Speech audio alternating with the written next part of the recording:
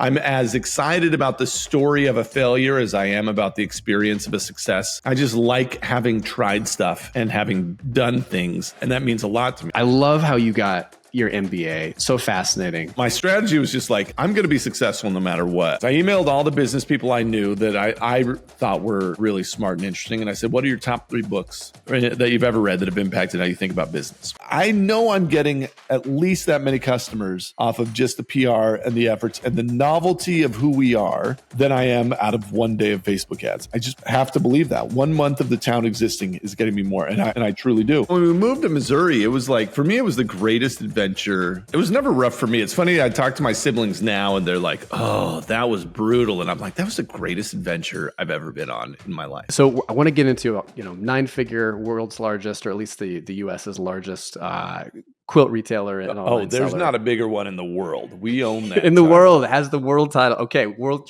champion. And I'm going to get into the whole story there, but I want to kind of go back first. You originally came to Missouri, I believe, because your family is from California. Your expensive place to live. I think maybe you had some health issues in the family. Moved out to Missouri, and talk a little bit about like what that was like, because it was kind of rough. It was rough going like right out of the gates when you landed in Missouri. It was never rough for me. It's funny. I talk to my siblings now, and they're like, "Oh, that was brutal," and I'm like, "That was the greatest adventure I've ever been on in my life." So we were 5th generation Californians. My little brother got a tumor in his arm. And so, I mean, when that happens, you just do whatever it takes to get it fixed. And then you get the medical bill at the end. It was like $100,000. And there's just no way we were going to be able to climb out from under that rock. And so my family declared bankruptcy. In the process of that, you end up looking at like, well, we're spending a lot on a house and we're spending a lot to live here. And we weren't in the cool part of California. We were like in the crappy inland part. There was, farm communities that none of my memories of California are strip malls and asphalt. It is not, the beautiful seasides and stuff. It's just like, no, we're in a suburb out here in the middle of this stuff. And like, we have weather just like everybody else has weather. Like there's nothing magical about it for me. Outside of the fact that you could grow oranges that's not your... What is it? You don't just like, as a kid, you didn't go from pawn shop to pawn shop on the strip malls. That wasn't like your ideal of an idyllic childhood. No, I rode my bike very fast trying to get home without getting beat up. And so when we moved to Missouri, it was like, for me, it was the greatest adventure ever. I saw snow for the first time. We ended up moving out here. We moved into a house that nobody had lived in 40 years. And it was like waist deep in trash. It was just an old farmhouse that the doors and windows were all open. Broken out and stuff. And we got there. My mom was like, talked to the farmer and was like, can we live here for free? And we'll just like the work that we put into it will count as our rent. And he was like, oh, okay. And so we fixed this place up. We learned how to do plaster of Paris. We refinished the furniture and the woodwork, like just reclaimed this thing. And for me, that was awesome. It was so fun. No, go for it, Al. I was going to say, like, but we had some constraints. Like, we couldn't find where the water turn on was, so we pooped in a bucket for like 6 months. And, but my memory of that is hilarious. What a great story! And my 3 older sisters that were trying to go to high school and like didn't want to take a bath after 3 other kids had taken a bath in the same bath water, were like California teenagers that were like, this is bull crap. This might be child abuse. I'm calling somebody. You, how dare you put us in here? And I'm like, this is amazing. I can't believe we get to start a fire in the house. And that's how we're going to warm ourselves. How cool. It was fun though. Your parents sound awesome. I'm less familiar with your, I know your mom best, but I mean, oh yeah. What are the things that we were talking before? You got 4 kids. It sounds like you're in this period of life right now. It's just awesome. You've got, you've done a lot of the hard work of, I think to quote you, you're doing the stuff that you're excited to do now on the business side. You've got a kind of a growing family and you're right in the thick of it and you love it, which is so cool to see. What are you stealing from your mom or your parents that you think they just did so well? You're trying to be able to take as a parent for your kids. They had like my dad is the greatest human, the hardest worker. And my mom, everything was always an adventure, right? It was, it was never like, oh, we've got to go all work outside. It was all right. What are we going to build today? Like we could tackle anything. We built I think we built a porch one time, like just by accident. We were like, what if we did this? We could nail this to the side of the house and pull it out this way and do this thing. And it's like, and then we had a porch. There's no like concept of going in to get permits. Of course, in Missouri, they're a little more lax on that than California. But like we didn't have a bunch of YouTube videos to watch or any of that. We just tried to do stuff and build stuff. So I 100% like with my kids, man. Like I model my parenting after my mom. And so I'm the obnoxious one waking everybody up with music in the morning. I feel like a duty to my children to make sure that they have the the dad that like made them, embarrassed them in the school line and woke everybody up with a song and threw pancakes at them from across the kitchen to make them catch it. Like that's my job, and I happily embrace that role. And I mean, really, yeah. Like a lot of sort of the principles of growing up that way, of like everything being an adventure. I'm as excited about the story of a failure as I am about the experience of a success. Right? Like I just like having tried stuff and having done things, and that means a lot to me. And so in business, that was very, very helpful for me as I dove in and just like had this insatiable curiosity. We ended up being homeschooled through after second grade for me. I came out of school and it wasn't like a cool hipster, we want a better education for our kids. It was like, no, you got to cut wood or we will die. So you're staying home and we need you to work on the farm. But what I got instead of sitting in a chair for 9 hours a day was I got a mom that just like loved to learn. And so when we'd catch a mouse, this was a biology moment waiting to happen. And she'd pull out a steak knife and a fork and we'd cut this thing open to see what made a mouse tick. And my poor dad would come home and be like, which steak knife did you use? And we're like, no, that's not the point. This is the heart. Look, this is how it goes right here. And so like having that general curiosity as I stepped into being a grown-up has been awesome, because like I kind of can just noodle on an idea and flesh it out and then go see I'd say one of my superpowers is I'm really good at eating the elephant. I can dissect that, figure out what the next bite is I need to take. And I'm not intimidated by it because I've lived my whole life like jumping in and exploring and being curious and trying to figure it out.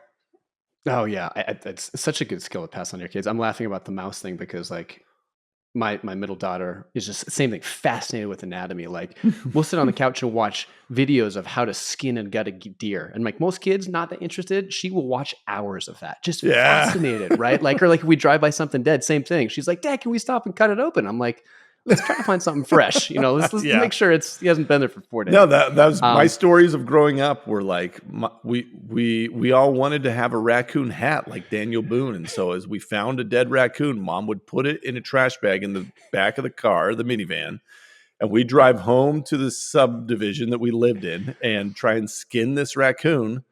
And we didn't know how to tan it. We didn't know any of that stuff. So we're just putting table salt on there and letting it dry in the garage. And like in the end, I think we got a hat or two out of it. But like very few moms are stopping to pick up roadkill for their children so that we can all like try and learn how to be Daniel Boone.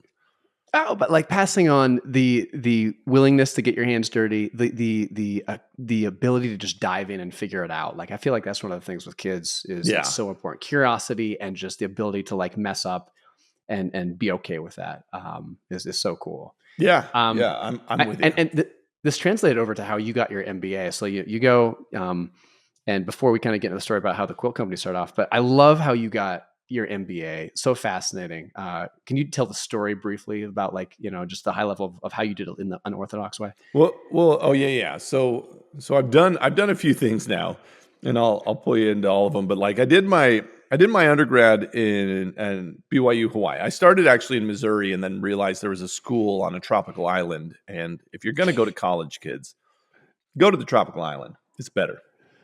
And so I, yeah.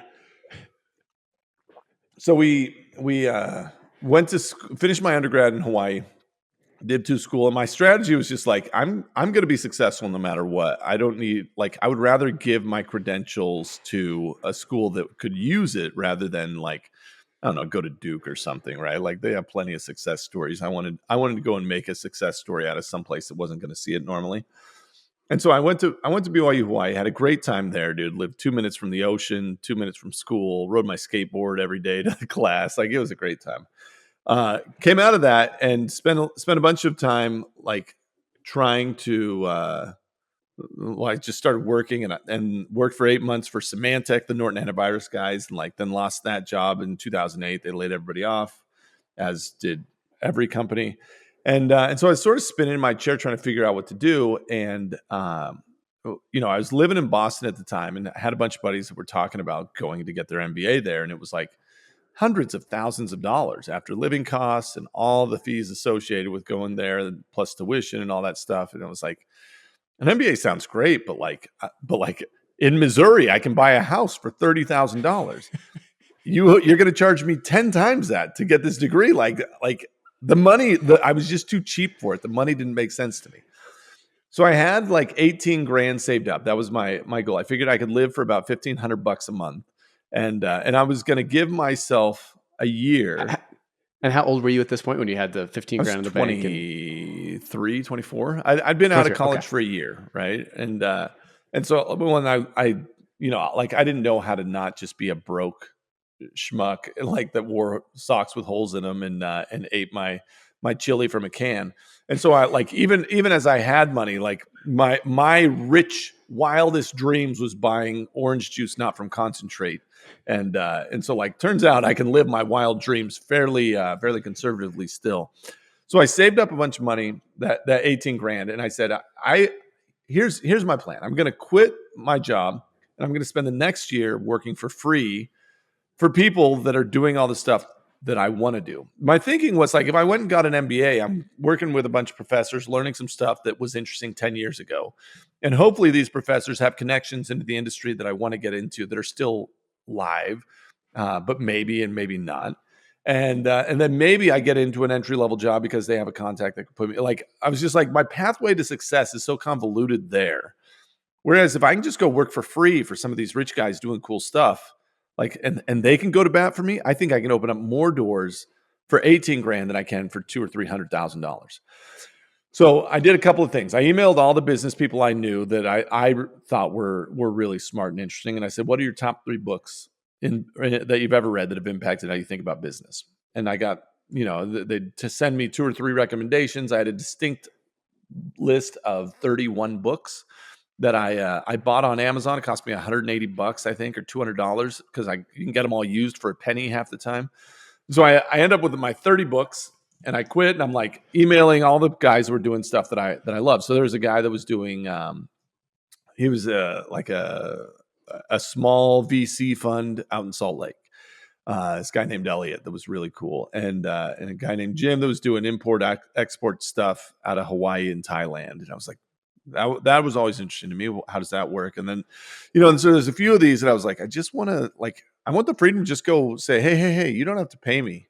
Just take me to lunch when you go in and run in the business, and I will do anything. I'll make your coffee. I'll shine your shoes. Like, I just want to set up my laptop here and try and make your world easier and learn through osmosis. And some of them would say no. It was weird. Like, some people were like, no, I can't. I'm not going to mentor you. And so, but then some of them were like, yeah, man, come hang out. This would be great. Like, let's go do it. And I'd love to have your brain on it, because I wasn't a dummy. Like, I could do a little programming. I could do stuff. I was a useful asset.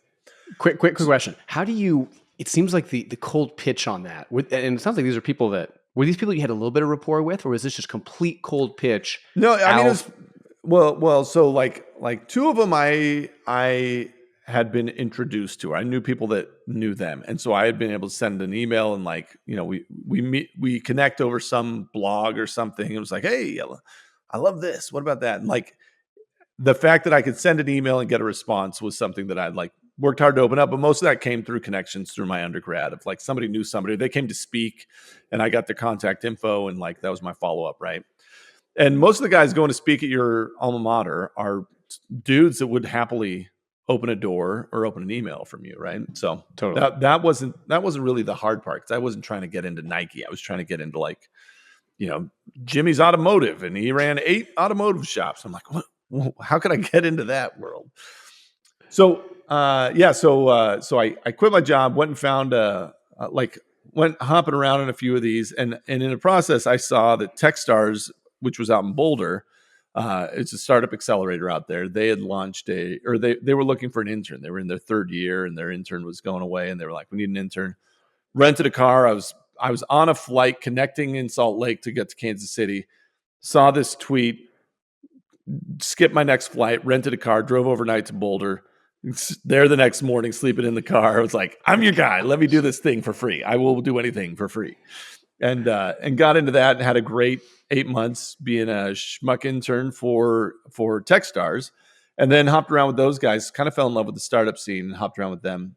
And so I spent like 2 years just being a startup junkie off of that initial idea. Read probably 6 or 7 of the books until, business books, it's the same principles told in a new parable. And so when you find a parable that speaks to you, love that book, but you're not going to find, like, there's nothing new under the sun, right? Like every book you read is like, oh yeah, and then he bought low and sold high, and like, you're a genius, way to go. But you were saying your favorite book out of all of them was some book about a guy, some athlete in Russia that got thrown in jail. Dude, Coming Out of the Ice by Victor Herman is an insane story. Just really a story of like perseverance and everything, never getting the break in life that you need, but still making a great life out of it. And it was very helpful for me at the time, because it's easy to sort of wallow in some self-pity, right? Like, like you find yourself stuck on some small idea. You find yourself, like for me, a quilt shop wasn't always a glamorous thing, right? The first 4 or 5 years, it was like, it was just a dumb quilt shop in the middle of nowhere with nobody cared about. Like this was going to be my life's work. This was my legacy. Is this, it was hard to be enthusiastic about it until you get to this side. And then it's like, man, I love this. And look at the town and look at everything that I built and all this cool stuff. Like, I am so smart. But in the beginning, you're like, man, I missed it.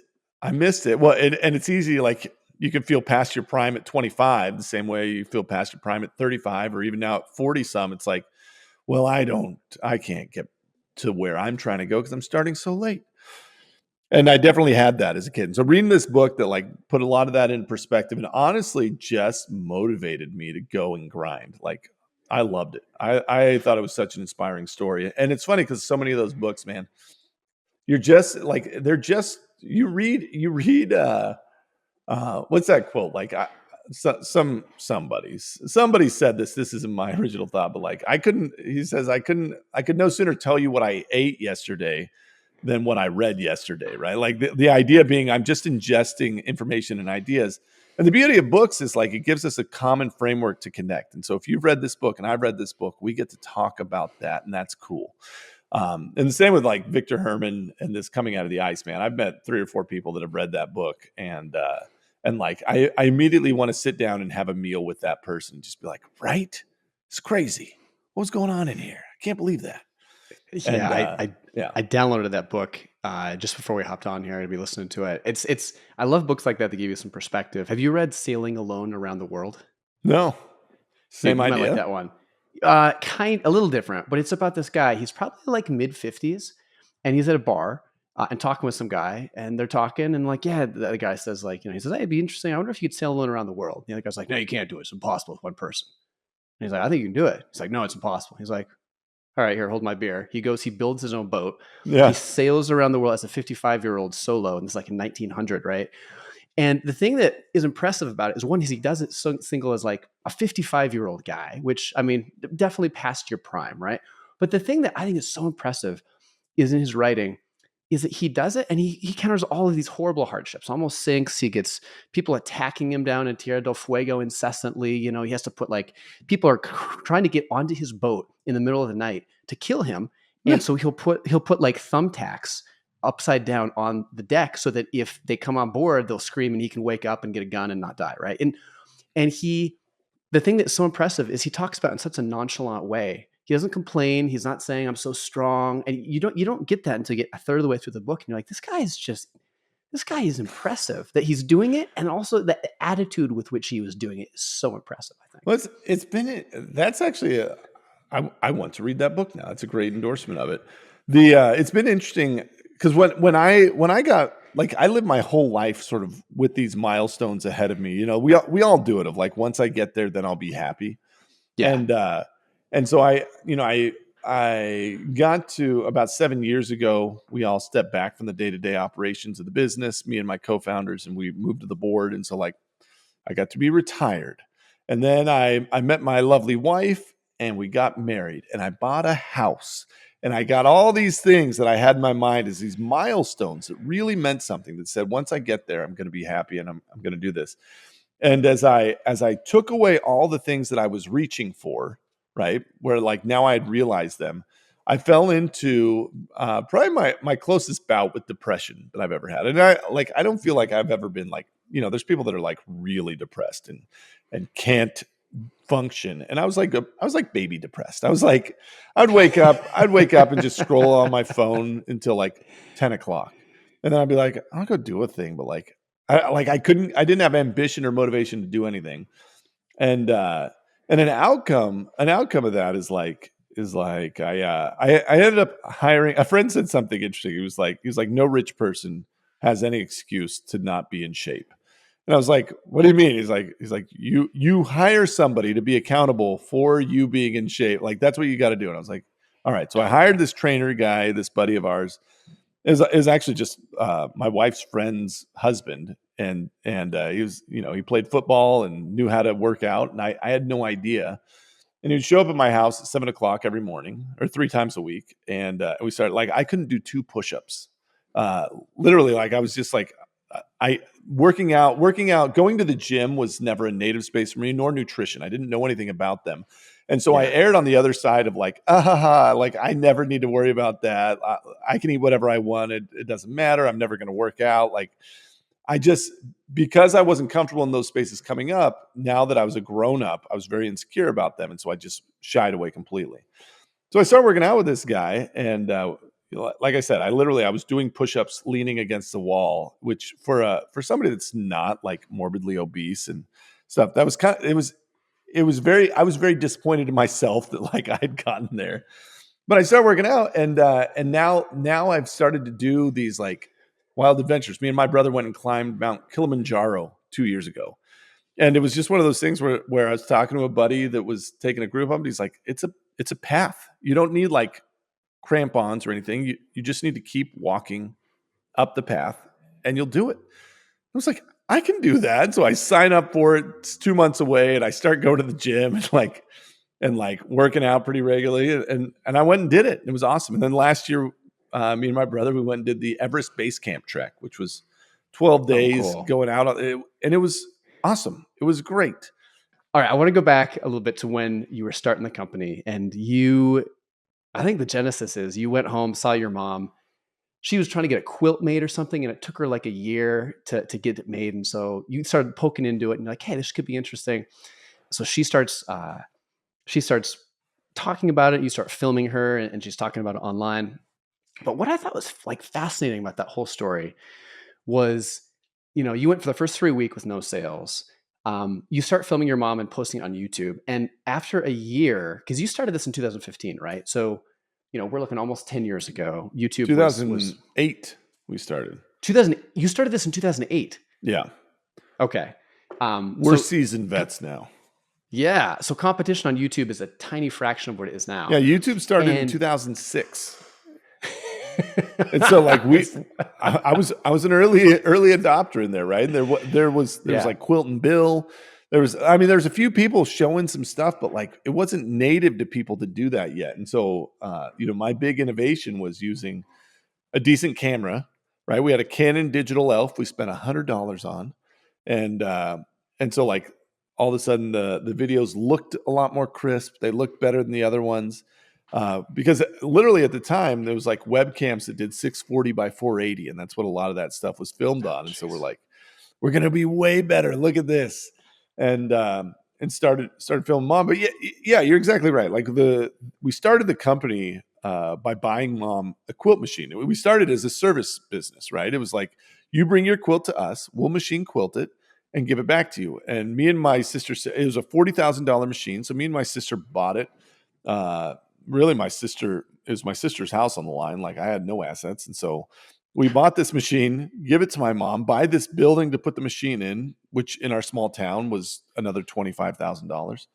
And so for $60,000, we have a building and a machine and a mortgage on that we're trying to pay. And mom's got to go and just provide this service.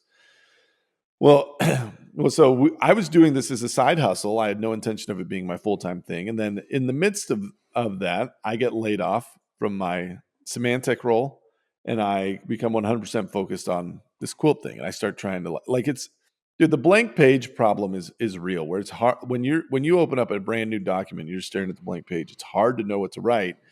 And as soon as you can get something there to start iterating on, I'm much better at that. That's much easier for me.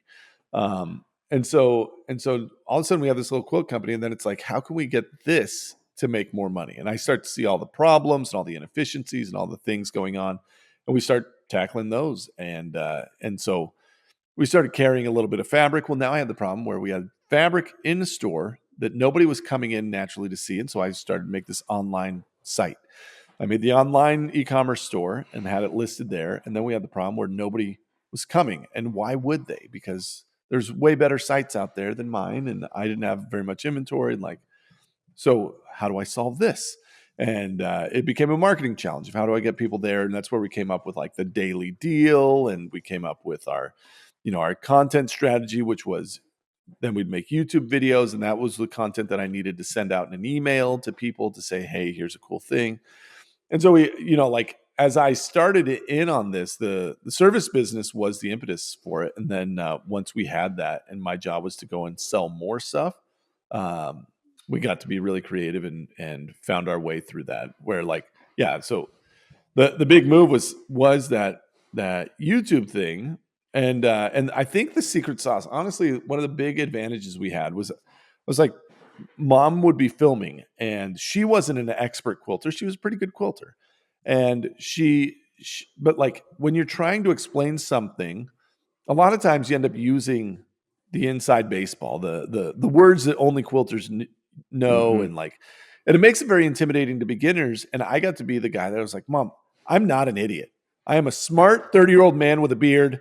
And gosh darn it, I should be able to understand what the crap you're talking about. And I have no idea what you're saying. So say it again, but say it in words that I can understand. She'd go, oh, wait, okay. And let me explain it. And it made everything she did very accessible to somebody new coming in. And we never, you just never get to use random phrases and acronyms and things where people would be watching and be like, well, I can't follow what you're doing now. I don't know what you did.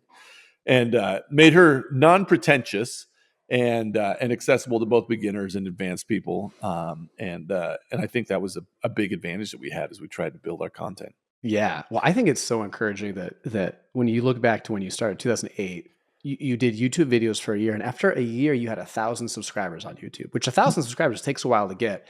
But for a lot of people, it doesn't sound like that much, and it's not that much. And you've mentioned that your family pretty much worked for free for you got 4 siblings in the business. They worked and you worked for free for years. The amount of time it took you to spin this up, I think was at a rate and at a commitment and investment level that probably would have scared away 90% of people. Which is funny because our audience was not on YouTube, right? So we didn't have 60-year-old women just hanging out on YouTube watching clips.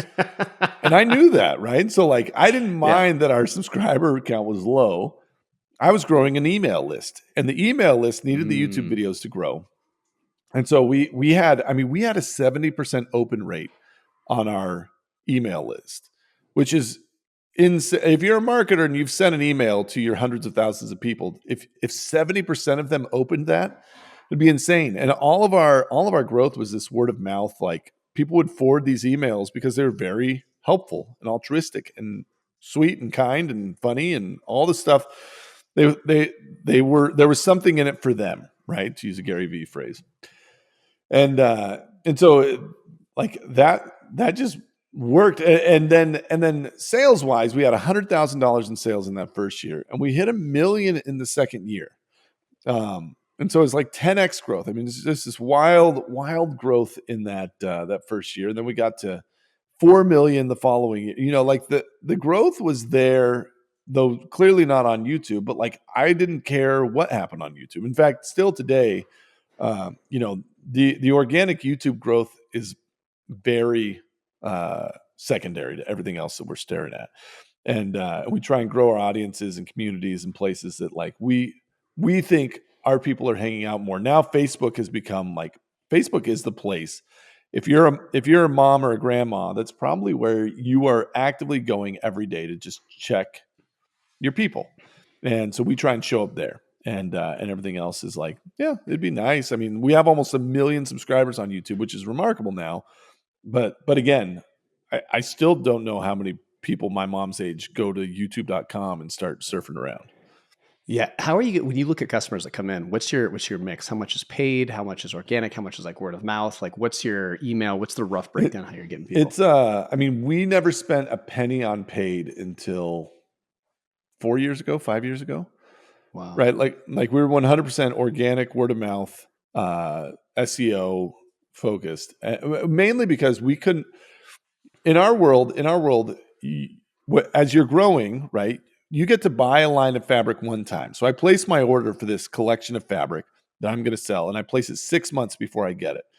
And so, I mean, if we're growing and we're growing at a dramatic rate, 30% a year, 40% a year, you're placing an order for something much bigger than you could sell today, hoping that you grow enough to get, like, it's scary growth because we're bootstrapped. We don't have a bunch of big war chests in the bank. We're like growing as strategically as we can. And so, so paid, honestly, like that would have just brought on too much growth for us. And now we're at this point where it's like, okay, we need to build this muscle. This needs to exist. But we're still, I mean, we're a tiny percent, like 1%, 2% of our revenue goes into that stuff. It's just not. It's not a channel that we need to be super strong yet. But like that's actually one of the things that's most interesting to me. And so I'm in there dinking around with stuff and being like, I don't know, is anybody on Snapchat? Let me look at Snapchat ads. How does that work? What are you guys doing over there? And it's more satisfying my own like just curious nature than it is solving major problems for the quilt company. But I'm poking at all that stuff, just saying, where's their arbitrage these days? Like, what can I get into that nobody else is poking at that might be helpful? I don't know if you looked at buying towns. Yeah, I know a lot of people are doing that. Great idea. I like it. So, I mean, we haven't touched on this at all, but it's what I think the most fascinating part of your story, or one of the most. So you've got a town, you describe it as like the Disneyland for quilting. You show up, you own a bunch of the retail stores, you own the restaurants there, you own like massage parlors, the whole thing, which is I don't own cool. massage parlors. Easy, a pervert. That's not what I've heard. You have to go and visit and find out for yourself. But yeah, I mean, how many people come into your ecosystem because you've built this incredible physical, tactile, real world experience where they come, they meet you, they meet the business, they can go and do clinics, they can buy stuff, they can go get barbecue, come back. Like that's got to be, I mean, incredible capital costs. Cheaper in Missouri than, on the coasts, probably. Well, definitely. But I mean, how instrumental has that been to the story? It's interesting, man, because we're way off the beaten path. We're like an hour north of Kansas City into the wheat field in the middle of nowhere. And so like, we're not capturing a lot of people just passing by, transient foot traffic, right? Yeah. In retail, it's location, and I don't believe that at all. And so what it did though, I mean, as we grew, we sort of got like I needed a way to be interesting, right? There's 3,500 quilt shops in America. We opened up ours. We were 3,501. And the big question is like, why? Why did you do this? And I was like, well, because we're cooler. Like, why should I stop at your store? Because we have the same fabric as everybody else. Like I was really struggling to find the thing, and the town just sort of happened in that. We were building our stuff. We had a store, then we had 2, then we had 3. And I was like, man, this could be our thing. But what it's done is by building an interesting story, we've been covered in every like publication that you can, from Forbes to Wall Street Journal. The front page of the Wall Street Journal did a feature on us, to NBC Nightly News, to CBS Sunday Morning. Like, these stories, amazing PR, all for free. And these people that just want to tell this story because what we're doing is interesting. We crafted a very interesting story. You know, as you're thinking about creating or crafting that story, and then how to tell it and how to leverage it, it's also become our community. And so, like, when people come here, this is their Comic-Con, right? At home in Scottsdale, Arizona, they're just a weirdo with a basement full of fabric, right? And their kids come over and make fun of them, and nobody gets them until they come here and they're amongst their peers, and they're interesting, and it's cool, and they're normal, and it's great. Same with Comic-Con, man. These, you know, if you're a nerd that loves the show or loves the game, you're an outcast until you go to the event, and then they're wearing weird ears also, and you and them are buddies because you have a common thing. Like, look at that. And similarly, like online when blogging was big, you know, the rhetoric was like, just start talking and then you're the authority. Nobody else is talking about this one random thing that you know about.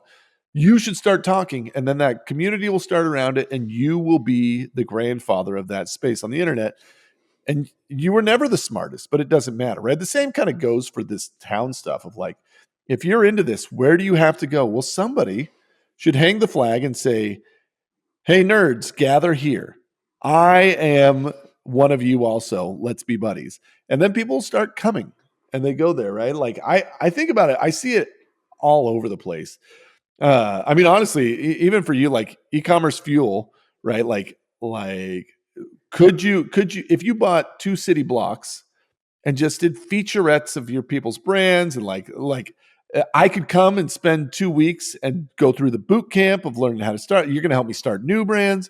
You're going to help brands collaborate and do stuff. You're going to facilitate YouTube collaborations between the like the amount of value you would get out of that 15 grand a month that you're going to spend on capital costs is insane. Yeah. And like, I'm when you're a hammer, everything's a nail. This is my hammer. I think every brand should have a town or some sort of identity. Like the days of being a faceless, nameless warehouse on the internet that sells people crap and having that mean something are over. I think you've got to double down on this space of like, we care, we matter. Yeah. So 100% agree. How do you think about staffing? Because if you look at Missouri, you've got incredibly low capital costs for the building, but you also probably don't have a super high density of online talent, things like that. How do you do people move there? Do you how do you the staffing part is the tricky part there, and getting people to come. So how do you think about that? I don't think anybody has a harder staffing challenge than I do. There are 9,000 people in my county, right? In my entire county of 12 towns. So you do not have a staffing problem.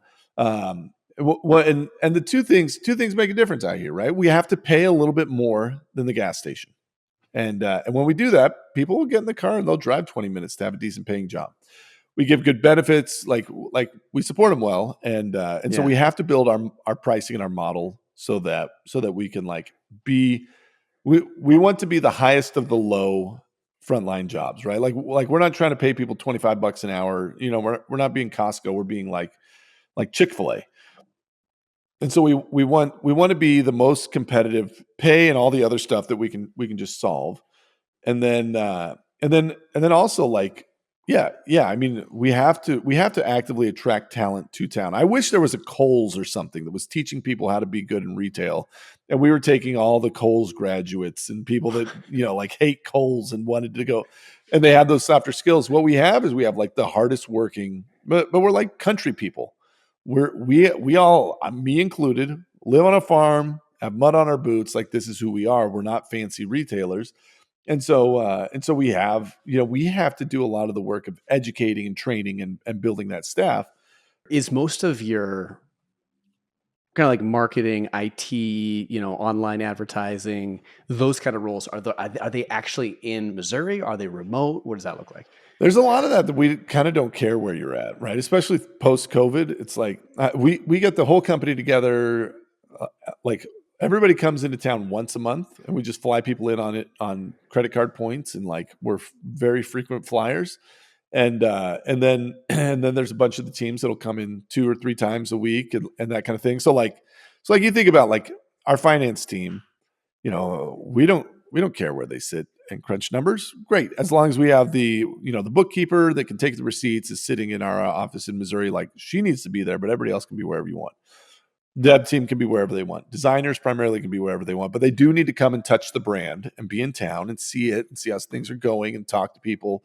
Like that collaboration still needs to happen, but we found like setting a monthly cadence or a twice monthly cadence is plenty to keep facilitating that. And it lets us go find talent that like just by removing the requirement that they have to leave their house and build a new life somewhere, we've found a lot more success in that.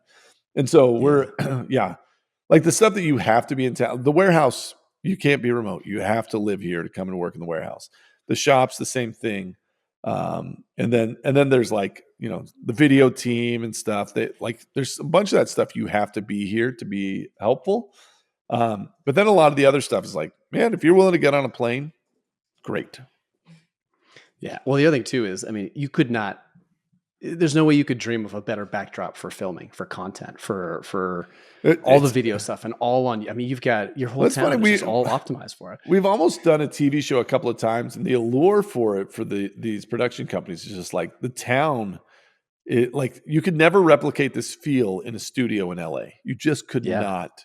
You couldn't get the same vibe out of it. There's no amount of fancy stuff on a shiny floor that's going to pull this character out. And the town ends up being a character, right? The town is a lot of the content that we make. Here we're working on this building. Here Susie came into town and did this thing. Look at this display we set up. All that stuff benefits the other efforts that we're doing, as well as like just to be able to zoom out and show that we are here, that we're not a faceless warehouse trying to sell you stuff and trick you into giving us your money. Come see us, come visit, come hang out. Like that means so much to our customers. Yeah, I love it. It's funny, man. At ECF Live, the most interesting part, I wish the entire thing was just sitting around tables with random people telling stories about their business. Like I didn't need the 3-hour business guy telling us that whole thing. Like that was silly, but like everything, the thing that I loved the most was sitting around those tables, and there's the dude selling fish tanks in Colorado, and the guy moving, like there's so many. The guy moving. What is it, tires down in Springfield, Missouri? Like there's all these dudes and dudes and women that are I use dudes inclusively, that are building just cool random stuff. And I look at this and I'm like, I've never even thought about fish tanks. How cool, man. Like, of course there should be an experience around that. And of course you should build this cool backdrop. Like if that's my world, I 100% want to go and see that town, right? I wish that existed where I could just go and like walk from store to store, and it's the coral store, and it's the different kind of fish store and the saltwater store. Like, let me go and immerse myself in these experiences and feel like you actually know me. And I would drive for hours to come and see this thing. And like, if I'm into beekeeping, I want to go and immerse myself. If I'm like whatever it is, I want to get into it and like hang your flag out and say this is the gathering spot. People I keep waiting for there to be a Kickstarter for communities. There's a spot that I always drive by in Montana that is out off the beaten path, probably an hour and a half from any major. What do they have? Area. Huckleberry pie? Oh man, they don't. No, definitely not. They have no. I mean, they got a couple of restaurants, but they have incredible scenic beauty, mountains. This kind of old town that kind of time is forgotten, but a lot of like old buildings. If you just had so much of what makes a place valuable is a concentration of people and resources, right?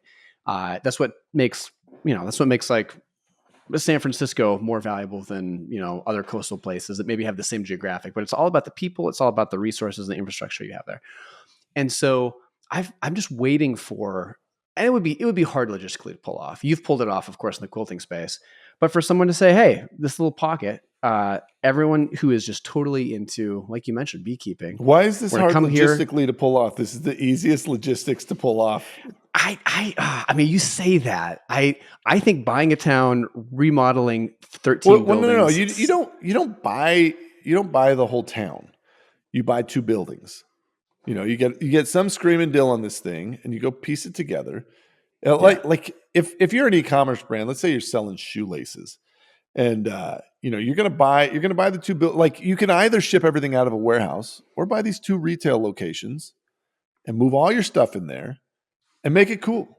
What do people love about shoelaces? I'm gonna build this whole thing, and then that's going well enough, and you're covering your rent on that. Then go buy your 3rd and 4th building, and now from shoelaces, you're going to be shoelaces, but also I'm going to be able to resole your shoes, and like you expand out of that. But like if you walk into a place trying to like buy the town, it's never a good buy. But like buying with an eye to expansion and saying, all right, my V1 is here, and if we can do this, it'll work. Like, one, you're immediately interesting to the rest of the town. Like if you don't do this, these buildings will just fall down. They will just be gone. Your kids will never see that town the way you see that town because, well, the brick building fell in and the roof collapsed on that one, and it was cheaper. The city condemned it, and you got to knock it down. Me and my sister, we bought the 2 towns next to us, the commercial districts, right? I'm not buying all the homes and stuff, and I don't need to be the mayor, but I'm buying the commercial spaces, and I will. Kingston's the next one I'm staring at. It's our county seat. There's 350 people that live there, and I'm like, all right, I've got to put $2 million into these 9 buildings to fix the brickwork, the foundation work, rebuild it, put the floors in, make everything work again. It's going to cost about $2 million. If I could get 9 apartments renting out at $900 a month upstairs, I could cover my costs. The retail would just be gravy. And what's the saying? Like apartments don't sell apartments, coffee shops do. It's like, dude, if you had that and then you put in your 1 or 2 commercial things down below, got that working, all of a sudden the other 7 commercial spots are worth some rent now, where before they were worth nothing. But it takes a little vision, it takes a little bit of risk, and I'll go do that whole town. But I can do that because I've already done 1 town and I can do my 2nd town. But like if you're starting, go buy your 2 buildings. Once you get to your 3rd or 4th, that starts to be a news story you can pitch to like the Channel 2 down in the big city 40 minutes away to say, look what we're doing up here. This is so interesting. Everybody's driven past that cute little town in Montana. There's never been a reason to write a story about it. And as soon as there is one, I will drive there and do it. I will be excited to drive there and tell that story because that's interesting. And I love that town too. That's a way better way to approach it. We got about 2 minutes left here, unfortunately. What are you tell on? People you're on the trial plan of this Riverside? We got someone. I'll give you $20. Just pay to keep going. Yeah, I know. It's steep. But no, before we hop off, tell people about rolling your fund. Oh yeah, so I do a rolling fund called Rolling Fun. You should go back it. You should put $5-10 grand a month. This is not financial advice, but give me your money and I will invest it in cool companies. The main stuff we're finding. So like I've got a big consumer lens that I look at a lot of stuff, but the most interesting stuff that we're finding is like this sort of deep tech future building cool stuff that like we just invested in this one guy that does it's like Long Shot is what it's called. It's like a multi-kilometer long rail gun that shoots barrels into space. They're like we think we can get the cost per kilogram down to like $10. I'm making these numbers up, but like just a dramatic drop from like launching it with a rocket and fuel. You just shoot it into space and then go gather. I'm like, I'm sorry, and you've built the prototype of this? Can I come see it? Absolutely. Okay, I want to give you money. We want to be a part of this. But like nuclear reactors the size of suitcases, stuff like that. Well, so we have like 60% of our fund is like inventing the future. Then a chunk of it is like great retail plays, stuff that like, apps and software and stuff that like I find early and need for my company, enterprise level apps and things that if we find people doing interesting stuff, we try and back them early and go make connections and intros for them. But anyway, rolling.fun, F-U-N, go be a part of it. We'd love to, we do a podcast and we send great LP updates. And so we're different from everybody else in that, like, we actually do the work to communicate what we're doing with your money. And we have a great time with it. Like, secretly, it's just an excuse for me and my two buddies to get together twice a month and talk and have breakfast and talk about the cool stuff that we're seeing. And then the output of that is we share our deal flow with people that want a part of it. But it's a blast. So if you've got that hydrogen powered helicopter, just right on the cusp, talk to Al. He's going to hook you up with a bunch of cash. So like, I love it. Dude, Al, honestly, we found a guy trying to build Adobe houses with drones. Like, he drops mud and then they shape it. Crazy. I'm like, dude, all right. Let's see if we can go. Like, let's try it. Let's get there. So at the very least, you're backing cool stuff that if we're right, we're brilliant. We don't want any of this stuff where, like, oh, if we're right, we've replaced your bodega in New York. We want, like, cool, interesting stuff. Yeah, super cool. Rolling.fun. Check it out. Also check out Missouri Star Quilt Co. online. The easiest domain you'll ever spell. Missouri Quilt Co. I got it because it's 3 letters and you can't forget it. Man, Al, this has been awesome. Thank you so much. Hopefully next time at Live we get chat more in person. And yeah, thanks for telling the story, and really fun to geek out with you about this. It's pretty cool what you've built. It's been awesome. So thanks you for coming on. And yeah, thanks for making it happen.